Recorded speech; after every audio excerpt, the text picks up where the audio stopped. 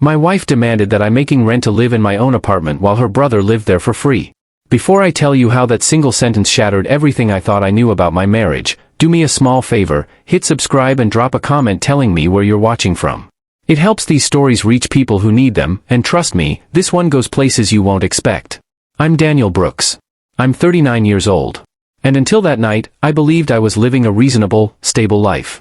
I worked long hours, paid my bills on time, kept my head down, and did what I thought a good husband was supposed to do. The apartment we lived in, Unit 4B at Riverstone Apartments in Boulder Creek, was my place. Legally. On paper. Paid off 5 years ago with money I'd saved since my early 20s, long before I ever met my wife, Rachel. When Rachel and I got married, moving in together felt like the natural next step. She talked about building a future, about partnership, about how lucky she felt that we didn't have to worry about rent or landlords. I believed her. I wanted to believe her. At first, things were fine. Quiet. Predictable. Then her brother, Ethan, temporarily moved in. Temporary, I learned, is one of the most dangerous words in any relationship. Ethan was supposed to stay for a few weeks. He just lost a job, his third in 2 years, and Rachel insisted he just needed time to get back on his feet. I didn't love the idea, but I agreed. Family helps family, right? Weeks turned into months. Ethan slept late, stayed up all night gaming, left dishes in the sink like they magically cleaned themselves. He didn't pay rent. Didn't contribute to utilities. Didn't even buy groceries unless Rachel reminded him, and even then, it somehow slipped through the cracks. Every time I brought it up gently, Rachel shut it down. He's going through a lot, she'd say. He's sensitive. You don't understand how hard it is for him. What she never said was how hard it was for me. I paid for everything. Electricity. Internet. Water. Repairs. Groceries. When something broke, it was my responsibility. When Ethan ran the AC nonstop in summer or blasted heat in winter, the bill landed in my name. I told myself it was temporary. That marriages were about compromise. Then came the dinner. We were sitting at the small dining table near the window, the one I bought years ago from a closing furniture store. My food had gone cold by the time Rachel finished talking. She was unusually calm, folding her napkin carefully, like she'd rehearsed this moment. Daniel, she said, we need to talk about something important. I looked up. Ethan was on the couch behind her, controller in hand, volume low but not off.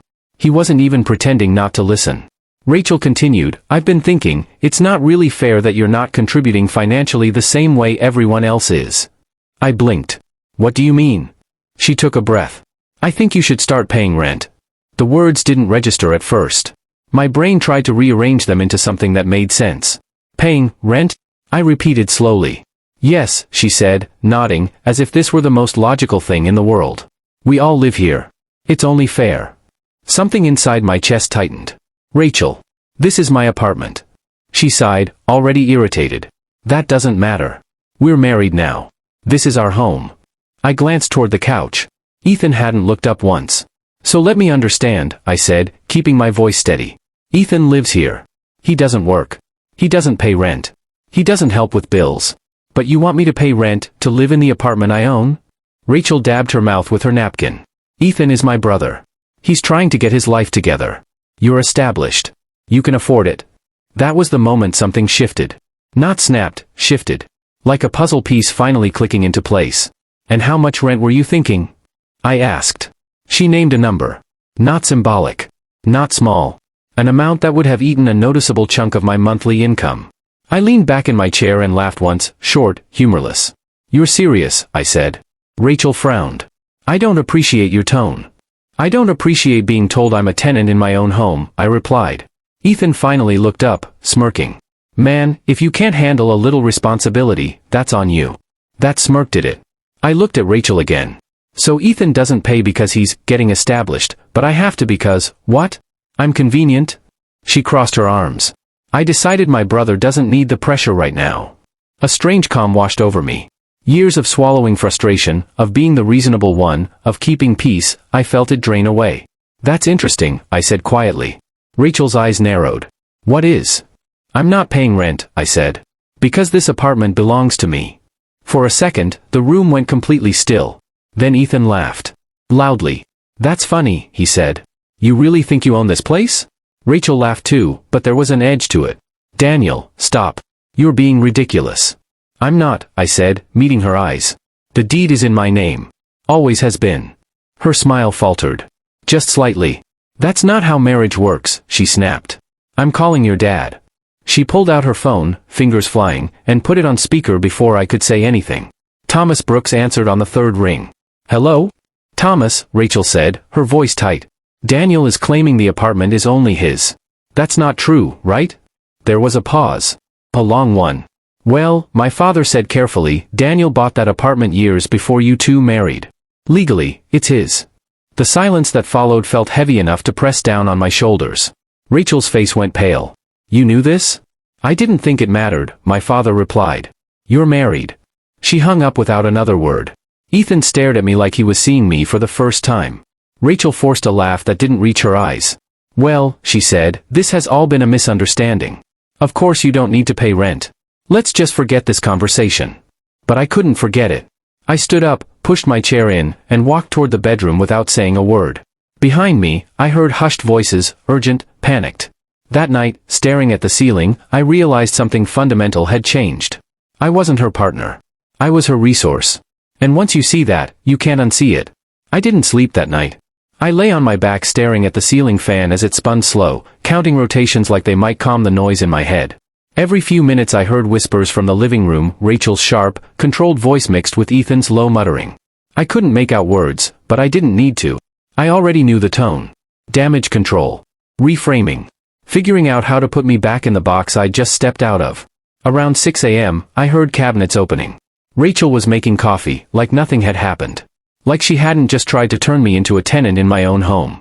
I stayed in the bedroom longer than usual, not because I was afraid of confrontation, but because I wanted to listen. Years of being easygoing had taught me that people say their real thoughts when they think you're not around. Thomas needs to do something, Rachel said, her voice low but intense. This isn't sustainable. I froze. I know the apartment's in Daniel's name, she continued, irritation creeping in, but he's being difficult on purpose. He's acting like he owns everything. There was a pause. She must have been on the phone again. Yes, I know he paid for it. That doesn't mean he gets to control everything. We're married. Another pause. What I'm saying is, maybe it'd be good for him to move out for a while. Give us space. You could talk to him. Encourage him to find his own place. I felt something cold settle in my stomach. So that was the plan. Not compromise. Not apology. Removal. When the call ended, I waited a full minute before walking into the kitchen.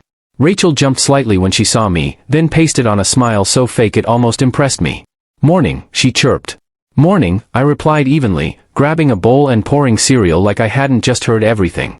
Ethan wandered in a few minutes later, yawning, barefoot, wearing one of my old hoodies. He glanced at me, then at Rachel, like he was checking which version of the morning he'd walked into. We ate in silence. Halfway through my bowl, I spoke casually. By the way, starting next month, everyone living here will be paying rent. The spoon froze halfway to Rachel's mouth. What? Ethan said at the same time. I said starting next month, everyone pays rent, I repeated. Utilities too. Rachel let out a short, brittle laugh. You're joking. I'm not. Ethan scoffed. That's insane. I don't have a job right now. You've been here 7 months, I said calmly. That's plenty of time. Rachel's smile vanished. Daniel, you can't do this. We're a family. No, I interrupted, setting my bowl down. You made it very clear last night that this is a transaction. I'm just adjusting the terms. Her face flushed. This is different. How? You're punishing us. I'm establishing boundaries. Ethan pushed his chair back. I'm not paying anything. Then you'll need to find somewhere else to live, I said, meeting his eyes. Same applies to anyone else. Rachel slammed her hand on the table.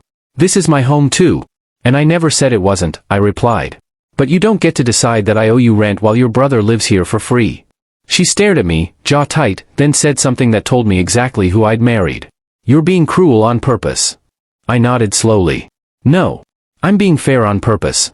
That's what you don't like. She stood abruptly, chair scraping the floor. Thomas will never support this. I looked up at her. You already tried that. It didn't go the way you hoped. That shut her up. The rest of the day was tense. Ethan locked himself in the guest room. Rachel sent messages nonstop, probably to friends, family, anyone who'd listen. I went to work like nothing was wrong, but the truth was, something had snapped cleanly into place. That evening, when I got home, Rachel was sitting stiffly on the couch. We need to talk, she said. I agree, I replied. Tomorrow. She frowned. Why tomorrow? Because tonight, I'm drafting rental agreements. Her eyes widened. You're serious? Completely. That night, I stayed up late at my desk, typing calmly, methodically. Fair rates. Clear expectations. Due dates. Consequences. No yelling. No threats. Just structure. The next morning, I called everyone into the living room. Rachel sat rigidly on one end of the couch. Ethan slouched on the other. I stood, papers in hand. These are rental agreements, I said. You have 1 month to decide if you want to stay. Rachel snatched hers, scanning it, her face reddening with every line. This is absurd, she hissed. You can't do this. I already have. Ethan threw his copy on the floor. You're power tripping. I shrugged. You called it rent first. The argument went on for hours. Accusations. Tears. Threats. But I didn't raise my voice once.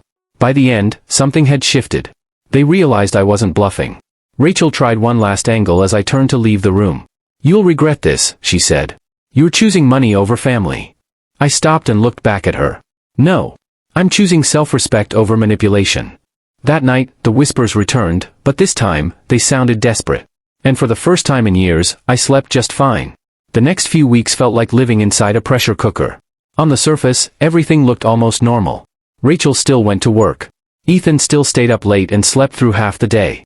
We still passed each other in hallways, exchanged clipped sentences, and pretended the air wasn't thick with resentment. But underneath that thin layer of routine, something ugly was growing. The first rent deadline came and went. Nothing. No envelope on the counter. No transfer. No conversation. I waited 3 days before bringing it up. Not because I was hesitant, but because I wanted to see what they'd do on their own. On the 4th evening, I found Rachel in the kitchen, aggressively scrubbing an already clean countertop. Rent was due on the 1st, I said evenly. She didn't look at me. We've had unexpected expenses. We? I asked. She finally turned, eyes sharp. This is exactly what I mean. You've turned into a landlord instead of a husband. No, I said calmly. I've turned into someone who refuses to be taken advantage of. Ethan appeared in the doorway, arms crossed. You really going to throw family out over money? I looked at him. You really going to live off other people forever? He scoffed. You think you're better than us. I think I'm done enabling you. That night, I updated my records. Late fee applied. Notice logged. Everything documented. The second month was worse. Rachel stopped pretending altogether. She criticized everything I did. The way I loaded the dishwasher. The way I breathed. The way I existed in my own apartment. Ethan followed her lead, muttering insults under his breath, slamming doors, leaving messes deliberately. The rent came in late again. Partial. I knew then this wasn't going to resolve itself quietly. So I made a decision. On a rainy Thursday night, I called everyone into the living room. My father, Thomas, was visiting. Rachel had insisted he come, no doubt hoping his presence would tip the scales. Rachel sat with her arms folded, chin raised. Ethan sprawled like he owned the place. My father looked tired before I even spoke. It's been 3 months, I began. The agreements aren't being honored. Rachel rolled her eyes. We've had setbacks. I've had patience, I replied. They're not the same thing. I turned to my father. I want to be clear about something. I'm not charging you rent. His head snapped up. Daniel. I know, I said gently. You didn't ask for this. You're caught in the middle. I won't do that to you. Rachel's eyes widened. That's not fair. It's exactly fair, I said, then turned back to her. But you, Rachel, are different. Her face flushed. What's that supposed to mean? It means you've treated me like a resource instead of a partner, I said. You tried to have me pushed out of my own home. You demanded rent while your brother lived here for free. That ends now. Ethan shifted uncomfortably. So here's what's going to happen, I continued. You can keep living here. But rent isn't the only currency. Rachel stared at me. What are you talking about? You don't want to pay money? I said. Fine. Then you'll contribute with work. Full responsibility for the household. Cleaning. Cooking. Laundry. Maintenance coordination. Everything. Her mouth fell open. You can't be serious. I am, I said. And to make expectations clear, I want it formal. She laughed, high and brittle. Formal? What, you're going to give me a uniform? Yes, I said simply. The room went silent. You're humiliating me, she whispered. No, I replied.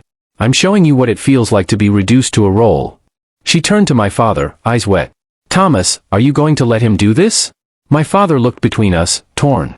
Then slowly, painfully, he shook his head. Rachel, you pushed this too far. Something inside her cracked. She stormed out of the room. The next morning, I came downstairs and stopped short.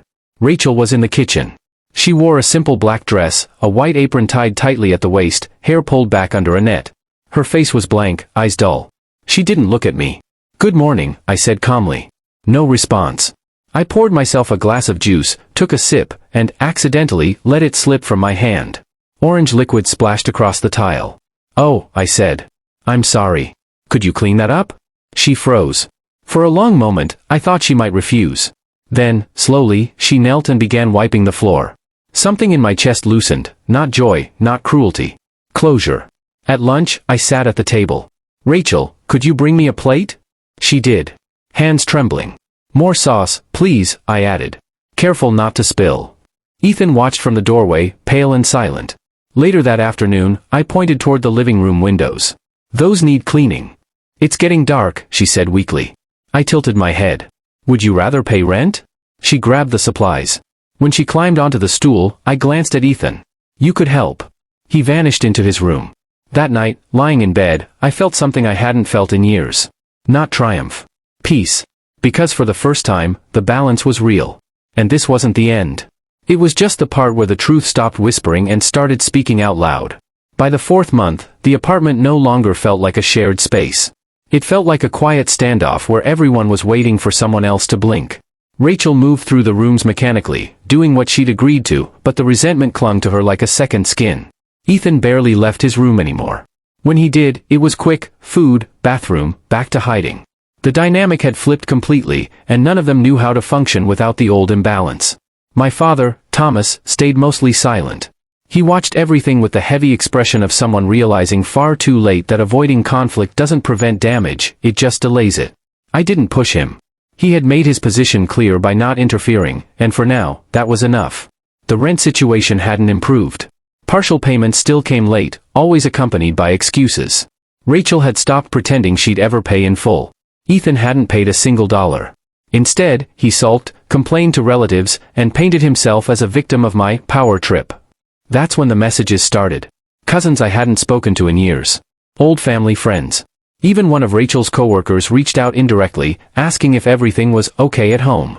Rachel was working the narrative hard, presenting herself as the humiliated wife trapped under an unreasonable husband who had suddenly changed.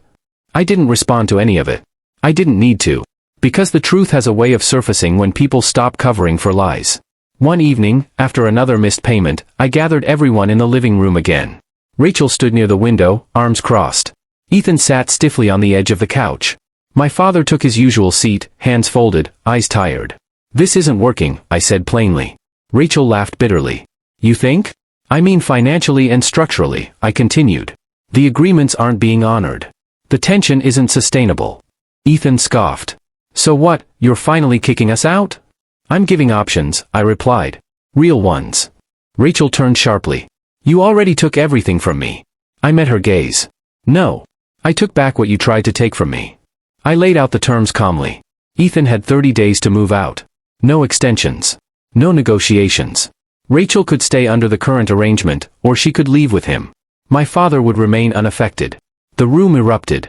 Rachel accused me of cruelty, of control, of destroying the marriage. Ethan shouted that I was heartless, that family doesn't treat family like this. My father finally raised his voice, not loud, but firm. Enough, he said. All of you. They froze. He looked at Rachel. You crossed a line demanding rent from him. You crossed another trying to push him out. This didn't start with Daniel. Rachel's eyes filled with tears, but they weren't the kind that come with accountability.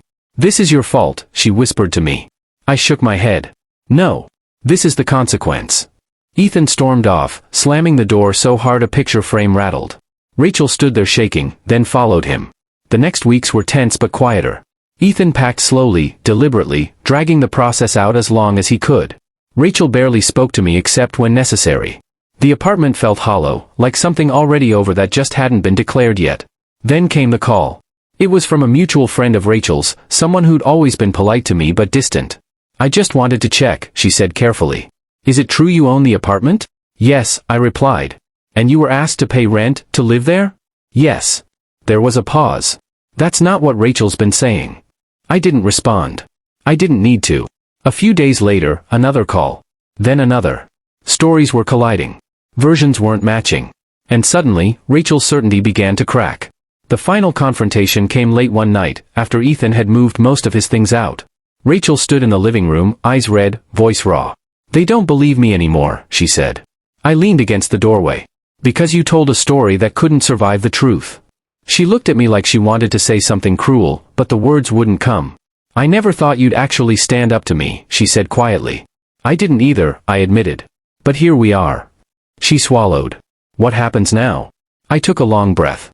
"Now you decide whether this marriage was ever about partnership or control." She didn't answer. The next morning, she packed a bag. "Not everything. Just enough. I'm staying with a friend," she said flatly. I nodded. "Take the time you need." She hesitated at the door. "You've changed." "No," I said. I stopped pretending. The door closed behind her, and the apartment fell silent in a way that felt permanent. For the first time in years, I sat down on my couch and realized something important. I wasn't angry. I wasn't vindictive. I was free. And there was still one last truth left to face. The apartment stayed quiet after Rachel left. Not the tense, brittle quiet that had filled the rooms for months, but a deep, unfamiliar stillness. The kind that lets your thoughts finally catch up to you. For the first few days, I barely moved. I slept when I wanted. Ate when I felt hungry. Sat on the balcony at night listening to traffic and realizing how long it had been since I'd existed without bracing myself for conflict. No footsteps behind me. No sharp sighs. No silent scorekeeping. Ethan's room was empty now. The door stayed open, revealing bare walls and faint outlines where posters once hung. I didn't feel satisfaction looking at it. Just closure. Rachel didn't contact me for a week. Then the messages started. At first, they were practical. Questions about mail. About a box she might have left behind. I replied politely, briefly. No emotion. No bait. Then they shifted. "You didn't have to do it like that. You humiliated me. You enjoyed this more than you'll admit." I read them without responding. Not because I didn't have answers, but because I'd already said everything that mattered. Any reply now would just reopen a door I'd finally managed to close. The truth came out faster than I expected. Rachel's friend, the one she'd moved in with, reached out to me directly. She didn't accuse. She asked questions. Calm ones. Specific ones. Ownership. Timelines. Rent demands. I answered honestly, attaching documents only when asked. Nothing emotional. Just facts. 2 days later, that friend stopped returning Rachel's calls. Then another. And another. Rachel had built her version of events on the assumption that I would stay quiet, like I always had. That I'd absorb the blame to keep the peace. That I wouldn't correct the story. But I didn't need to correct it. Reality did that on its own. My father came by one evening, alone. He looked older than I remembered, his shoulders slumped in a way that told me he'd been carrying guilt he didn't know how to put down. "I should have stopped it earlier," he said after sitting down. I didn't rush to comfort him. I didn't argue either. "You saw it," I replied. "You just hoped it would resolve itself." He nodded slowly. "I thought if I stayed neutral, no one would get hurt." I met his eyes. Neutrality always hurts someone. It just chooses the quietest target. He swallowed hard. "I don't expect forgiveness," he said. "But I want you to know I'm done pretending this was okay." That was the first real accountability I'd heard in years.